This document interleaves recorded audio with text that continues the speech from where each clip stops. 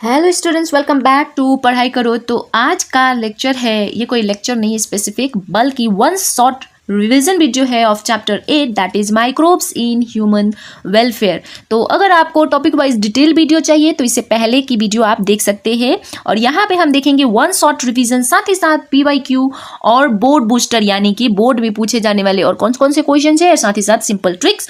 तो बने रहिए। तो चलिए वीडियो को शुरू करते हैं। तो सबसे पहले आता है चैप्टर ओवरव्यू कि आखिर ये चैप्टर में हम क्या क्या टॉपिक कवर करने वाले हैं, राइट। तो सबसे नंबर 1 पे आता है हमारा household products. Industrial products में कौन कौन से माइक्रोब्स यूज किए जाते हैं, sewage treatment, biogas production, bio control agents and bio fertilizers. ये सारे टॉपिक पे ऑलरेडी इंडिविजुअली वीडियो बन चुका है, आप जाके देख सकते हैं, ठीक है। तो हम क्योंकि ये वन शॉट कर रहे हैं इसीलिए हम इसको थोड़ा ज़्यादा डिटेल में नहीं करेंगे, बल्कि बोर्ड पॉइंट ऑफ व्यू से ही सिर्फ करेंगे, ठीक है ना। सो चलो, सबसे पहले आता है microbes in house hold products, मतलब घर की कौन कौन सी चीज़ों में माइक्रोब्स होती है। तो सबसे पहले आती है दही। दही देखा है ना, खाया भी होगा code. What is fermentation? Fermentation क्या है? It is a conversion of sugar into alcohol या फिर acid by micro organism. Micro organism के थ्रू शुगर को अल्कोहल या फिर एसिड में बदल दिया जाता है, जिसको क्या बोलते हैं हम? फर्मेंटेशन। तो देखो, घर के कौन कौन से प्रोडक्ट्स में कौन कौन से माइक्रोब्स पाए जाते हैं, ठीक है ना। तो देखेंगे सबसे पहले, जैसे कि मैंने बताया, दही। दही में कौन सा माइक्रोब पाया जाता है? Lactobacillus bacteria. ये क्या करता है? मिल्क को दही में बदल देता है। दूसरा प्रोडक्ट है हमारा ब्रेड। ब्रेड में कौन सा माइक्रोब पाया जाता है? सैकरोमाइसिस सेरेवेसी। ये क्या करता है? डो को राइज करने में मदद करता है, ठीक है, मतलब डो को फुलाने में मदद करता है। इडली डोसा खाया होगा आपने, इसमें क्या होता है? लैब वाला यीस्ट होता है, यीस्ट, जिसके वजह से इसका डो भी राइज होता है, साथ ही साथ सॉफ्ट टेक्सचर होता है। चौथा है हमारा चीज, जिसमें क्या होता है? लैक्टिक एसिड बैक्टीरिया, जो कि हेल्प करती है चीज मेकिंग में। ये सब क्वेश्चंस बहुत इंपॉर्टेंट है, ये टेबल ही बहुत इंपॉर्टेंट था एग्जाम पॉइंट ऑफ व्यू से, कभी भी कहीं से भी क्वेश्चन आ सकते हैं, तो आपको पढ़ना ही पड़ेगा, राइट स्टूडेंट।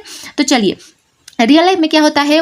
जो इडली का बैटर होता है वो फ्लॉफी क्यों होता है? अगर हम आज रात को इडली का बैटर बना के रखेंगे, कल सुबह वो पूरा भगोना छेक लेता है, राइट। तो वो कैसे होता है? क्योंकि हम उसमें यीस्ट डाले होते हैं, और यीस्ट क्या करता है? कार्बन डाइऑक्साइड को रिलीज करता है, जिसकी वजह से वो जो बैटर था वो सॉफ्ट हो जाता है और साथ ही साथ फ्लॉपी हो जाता है। अब देखो, मेमोरी ट्रिक क्या आता है? लस्सी लवर लैक्टोबैसिलस। लस्सी लव्स लैक्टोबैसिलस, यानी लस्सी मतलब लस्सी किससे बनता है?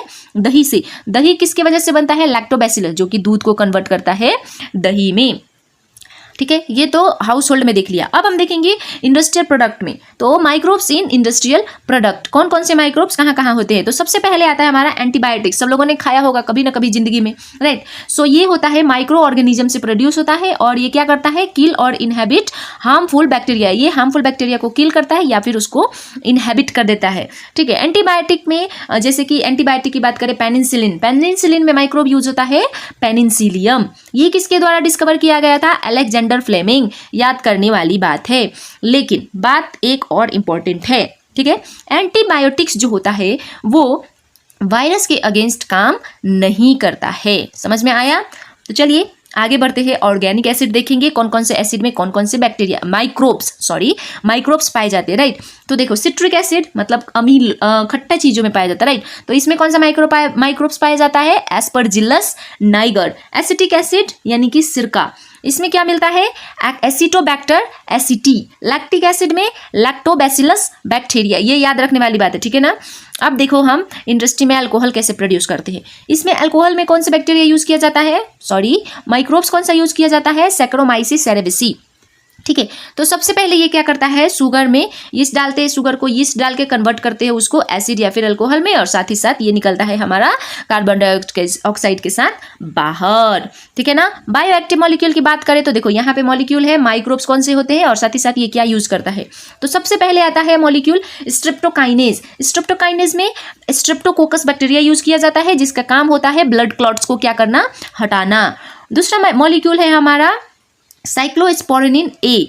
इसमें कौन सा माइक्रोब यूज किया जाता है? ट्राइकोडर्मा पॉलीस्पोरम, ठीक है। और इसका काम क्या है? ऑर्गन ट्रांसप्लांटेशन में काम होता है। इसका डिटेल वीडियो ऑलरेडी चैनल पे अपलोडेड है, आप देख सकते हैं, ठीक है। और क्योंकि ये वन शॉट है इसीलिए हम यहाँ पे जस्ट उसका काम, उसका फंक्शन और क्या करता है बस देखेंगे, राइट, उसका नाम, ठीक है ना। तीसरा है हमारा स्टैनिन। स्टैनिन का में कौन सा माइक्रोब यूज होता है? मोनास्कस पर्पेरस, ठीक है। इसका काम होता है कोलेस्ट्रॉल को लो करना, ठीक है ना। अब नेक्स्ट टॉपिक आता है हमारा सीवेज ट्रीटमेंट। तो देखो सीवेज ट्रीटमेंट जरूरी ही क्यों है, क्योंकि अगर सीवेज ट्रीटमेंट नहीं करेंगे तो पॉल्यूशन बढ़ेगा, डिजीजेस बढ़ेंगे और साथ ही साथ एक्वेटिक लाइफ खराब होगी। तो क्योंकि हमको पॉल्यूशन को बचाना है, डिजीज फ्री बनाना है, प्रिवेंट डिजीज बनाना है और साथ ही साथ एक्वेटिक लाइफ को प्रोटेक्ट करना है, तो इसीलिए हमको सीवेज को ट्रीट करना ही पड़ेगा।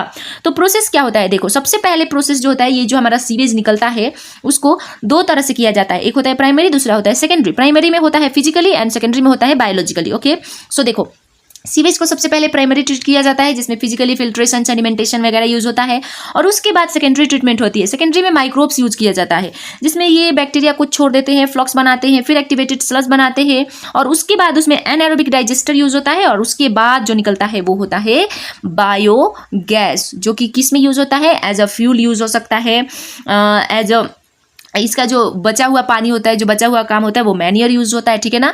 तो इंपॉर्टेंट बात है, इंपॉर्टेंट टर्म्स यहाँ पे फ्लॉक आया था, राइट। फ्लॉक्स क्या होता है, so this is a cluster of bacteria plus fungal filaments. Cluster of bacteria मतलब बैक्टीरिया के झुंड और साथ ही साथ फंगल के फिलामेंट्स, ठीक है। बीओडी क्या होता है हमारा, बायोकेमिकल ऑक्सीजन डिमांड, ठीक है। इसका फुल फॉर्म होता है बीओडी यानी कि bio chemical oxygen demand, amount of oxygen required by microbes to decompose organic matter. मतलब कि कितना अमाउंट ऑफ ऑक्सीजन चाहिए किसी भी माइक्रोब्स को जिससे वो ऑर्गेनिक मैटर को क्या करे, डिकम्पोज कर दे, उसको बोलते हैं हम बीओडी। अगर बीओडी ज्यादा है तो पॉल्यूशन क्या होगा, ज्यादा। जितना कम बीओडी उतना क्लीन वाटर, ठीक है ना, याद रखने वाली बात है। तो चलिए बायोगैस प्रोड्यूस तो कर रहा था ट्रीटमेंट के बाद, सीवेज ट्रीटमेंट के बाद, तो वो क्या होता है, तो देखो बायोगैस क्या है, biogas is a mixture of gases produce by anaerobic microbes. चलो सबसे पहले टर्म आया एनाएरोबिक। एनाएरोबिक होता क्या है, so anaerobic is respiration takes place in absence of oxygen. मतलब एक ऐसे ऑर्गेनिजम्स होते हैं जो कि ऑक्सीजन के बिना रेस्पिरेशन कर ले, ठीक है, उसको एनाएरोबिक रेस्पिरेशन कहा जाता है। तो यहाँ पे ऐसे माइक्रोब्स भी होते हैं जो ऑक्सीजन के एब्सेंट में काम कर ले, अपना रेस्पिरेशन कर ले, सो उनको एनाएरोबिक माइक्रोब्स बोला जाता है, ठीक है। सो बायोगैस में क्या होता है, ये मिक्सचर ऑफ गैसेस प्रोड्यूस होता है थ्रू एनाएरोबिक माइक्रोब्स, ठीक है। इसमें मेन गैस क्या होता है हमारा, मीथेन, CH4, और ये किसके थ्रू बनता है, मिथेनोजीन, ठीक है ना। एग्जाम्पल, ये मिथेनोजीन प्रोड्यूस करने के लिए कौन सा बैक्टीरिया यूज किया है, मिथेनोबैक्टीरियम। ये कहाँ पे मिलता है, काउ डंक में, ठीक है। काउ डंक यानी कि गोबर, रुमेन ऑफ कैटल एंड साथ ही साथ बायोगैस प्लांट, याद रखने वाली बात है। तो चलो फ्लो चार्ट भी देख लेते हैं। तो सबसे पहले देखो क्या करते हैं ये लोग, काउ डंक तो पता है ना, गोबर में वाटर मिलाएंगे और उसको झोल बना देंगे, स्लरी बना देंगे, राइट। फिर उसको डाइजेस्टर टैंक में डाल देंगे, फिर मिथेनोजिन होगा और फिर बायोगैस प्रोड्यूस होगा। उसके बाद जो बायोगैस होता है वहां से फ्यूल एंड मैन्योर की तरह यूज किया जाता है, याद रखने वाली बात है। तो अगर आप गांव वगैरह गए हैं तो वहां पे पहाड़ जैसा एक बनाया होता है, राइट, गोबर का, उसको सीमेंटेड किया होता है जिसके थ्रू लाइट वगैरह जलाते हैं लोग घर में। सो रियल लाइफ की बात करें तो many villages use biogas plants for cooking gas, right, cooking gas की तरह या फिर इलेक्ट्रिसिटी की तरह यूज किया जाता है बायोगैस को, ठीक है ना। सो नेक्स्ट आता है हमारा बायो कंट्रोल एजेंट्स। तो इसका डेफिनेशन की बात करें तो living organism use to control pest naturally. मतलब एक ऐसे लिविंग ऑर्गेनिज्म जो कि पेस्ट्स को कंट्रोल करते हैं खेत से ही ऑब्वियसली, नेचुरली, बिना किसी साइड इफेक्ट्स के, उसको क्या बोलते हैं, बायो कंट्रोल एजेंट्स। तो एग्जांपल की बात करें तो देखो हमारे पास कौन कौन से एजेंट्स हैं, लेडी बर्ड बीटल, ठीक है, इसको कंट्रोल, ये किसको कंट्रोल करता है, एफिड्स को खा देता है। दूसरा एजेंट है हमारा बीटी इज अ बैसिलस थुरोजेनेसिस, ये किसको कंट्रोल करता है, इंसेक्ट लार्वा को, ठीक है। नंबर 3 है ट्राइकोडर्मा किसको कंट्रोल करता है, प्लांट पैथोजेनिक फंगी, पैथोजेनिक मतलब पता है ना, डिजीज कॉजिंग ऑर्गेनिज्म। दूसरा एजेंट है हमारा बकुलोवायरस, ये किसको कंट्रोल करता है, इंसेक्ट पेस्ट को, याद रहेगी ना, रखनी पड़ेगी क्योंकि कोई ऑप्शन नहीं है, एग्जाम में तो आता ही है। नेक्स्ट है हमारा बायो फर्टिलाइजर्स, राइट। सो बायो फर्टिलाइजर्स क्या होता है, it is living micro organism that improve soil fertility by increasing nutrient ability, ठीक है ना, अवेलेबिलिटी, सॉरी। सो ये एक micro organism, living micro organism होते हैं जो कि सोइल की फर्टिलिटी बना देते हैं बाय इंक्रीजिंग न्यूट्रिएंट अवेलेबिलिटी, जो उनके पास न्यूट्रिएंट अवेलेबल होते हैं उसके थ्रू वो सोइल को फर्टाइल बना देते हैं, ठीक है ना, इसको कहते हैं बायो फर्टिलाइजर्स, ठीक है। तो एग्जांपल की बात करें तो यहाँ पे टाइप्स है और साथ ही साथ एग्जांपल है। तो देखो एक होता है सिम्बायोटिक बैक्टीरिया और एक होता है फ्री लिविंग बैक्टीरिया। तो आपको एग्जाम में पूछ लेगा कि give one example of symbiotic bacteria या फिर give 2 example of free living bacteria, right. So symbiotic यानी कि एक दूसरे का मदद लेके, और फ्री लिविंग मतलब किसी की जरूरत नहीं है, अपने मर्जी का मालिक, ठीक है ना। सो सिम्बायोटिक यानी कि राइजोबियम, और फ्री लिविंग में होता है हमारा एजिटोबैक्टर एंड एजोस्पिरिलम, ठीक है। साइनोबैक्टीरियम होता है नेक्स्ट, उसमें क्या होता है Anabaena and Nostoc, and mycorrhiza is Glomus, ठीक है ना। तो चलो, माइकोराइजा के बेनिफिट्स कभी कभी एग्जाम में आ जाता है कि give 3 benefits, give 2 benefits, gives benefits of mycorrhiza. So ये क्या करता है, बेटर फॉस्फोरस ऑब्जॉर्प्शन में काम करता है, साथ ही साथ वाटर ऑब्जॉर्प्शन बढ़ा देता है, और डिजीज से रेजिस्टेंस बनाता है प्लांट को, और सूखापन यानी कि ड्रॉट को टॉलरेंस बनाता है, सूखापन को कम करता है। सो टॉपिक आता है symbiotic versus free living, difference आएगा, राइट। सो सिम्बायोटिक का एग्जांपल बोलेंगे तो हम राइजोबियम, यहाँ पे फ्री लिविंग की बात करेंगे तो एजिटोबैक्टर। यहाँ पे सिम्बायोटिक के लिए होस्ट चाहिए, मतलब वो दूसरे की हेल्प की मदद से ही जिंदा रहेगा, वेयर एज फ्री लिविंग में अपने मन की मर्जी, जैसे कि अगर हम जॉब कर रहे हैं तो जॉब पे जाएंगे तो पैसा मिलेगा, नहीं जाएंगे नहीं मिलेगा, है ना। फ्री लिविंग जैसे कि हमारा बिजनेस है, राइट। सपोज जॉब पे जाएंगे पैसा मिलेगा, लेकिन वहां पे बॉस पे हम डिपेंडेंट हो रहे हैं, राइट। अगर हम बॉस से अच्छे से मेलजोल रखेंगे तभी तो वो पैसा देगा, नहीं तो वो निकाल भी सकते हैं हमको काम से, फिर हम बेरोजगार हो जाएंगे, राइट। लेकिन अगर हमारा अपना खुद का बिजनेस है तो क्या करेंगे हम, हमारा मर्जी करेगा, दुकान खोलेंगे नहीं खोलेंगे, है ना। सो दैट इज होस्ट की जरूरत ही नहीं है ना, किसी बॉस की चिक चिक, अपने मन का मर्जी, that is no host required in free living, ठीक है ना। सिम्बायोटिक में रूट नोड्यूल्स काम करते हैं, और यहाँ पे ये लोग सोयल में अपने मर्जी से चल अपना घर है वहीं पे रहेंगे, है ना। सो ये था ऑल अबाउट चैप्टर नंबर 8। सो यहाँ पे एक कंप्लीट चैप्टर समरी, तो देखो टॉपिक और इंपॉर्टेंट माइक्रोब्स, ठीक है ना। तो यहाँ पे टॉपिक लेंगे हम, उसमें कौन कौन से माइक्रोब्स पाए जाते हैं, आपको याद रखने वाली बात है। सो कर्ड, लैक्टोबैसिलस, ब्रेड, सैक्रोमाइसी, पेनिसिलिन में Penicillium, citric acid, Aspergillus Niger, ये टेबल को आपको बाय हार्ट याद कर लेनी है, ठीक है। Vinegar, Acetobacter aceti, alcohol, Saccharomyces, biogas, Methanobacterium, BT, toxin यानी कि बैसिलस थुरिनजेनेसिस। बहुत इंपॉर्टेंट टेबल है, आपको एग्जाम पॉइंट ऑफ व्यू से तो आपको याद रखनी है, ठीक है। नाइट्रोजन फिक्सेशन में राइजोबियम, पैडी राइस फील्ड में एनाबेन एंड नोस्टॉक काम करते हैं, माइकोराइजा इज ग्लोम्यूस, ठीक है ना।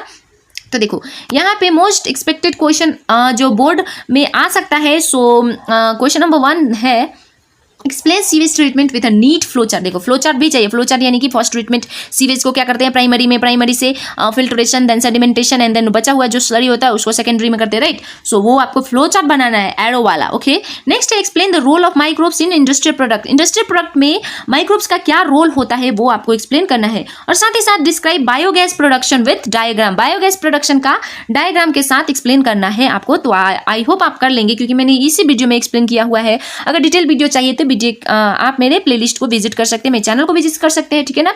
नेक्स्ट क्वेश्चन है हमारा explain biological control with suitable example. Biological control क्या होता है, और साथ ही साथ इसका सस्टेनेबल एग्जांपल क्या है, सुटेबल एग्जांपल क्या है, आपको वो बताना है। नेक्स्ट है हमारा explain bio fertilizer and their importance. Bio fertilizers क्या होते हैं, लिविंग ऑर्गेनिज्म होते हैं जो कि जो अवेलेबल होता है उसके थ्रू सॉइल फर्टाइल बनाते हैं, उसका इंपॉर्टेंस क्या है आपको वो लिखना है। तो देखो ये था ऑल अबाउट चैप्टर नंबर 8। यहाँ पे कुछ मैंने क्वेश्चन दिए हैं जो कि आप ये चैप्टर पढ़ते पढ़ते, ये वीडियो देखते देखते आपने बहुत से ऐसे पॉइंट्स होंगे जो नोटिस किए होंगे, थ्रू विच आपको ये 10 क्वेश्चन का आंसर फटाफट देना पड़ेगा। कमेंट सेक्शन में जरूर लिखिएगा कि आप को वीडियो देख के इन 10 क्वेश्चन में से आपने कितने क्वेश्चन का आंसर दिया, ठीक है ना। कमेंट सेक्शन में जरूर लिखिएगा।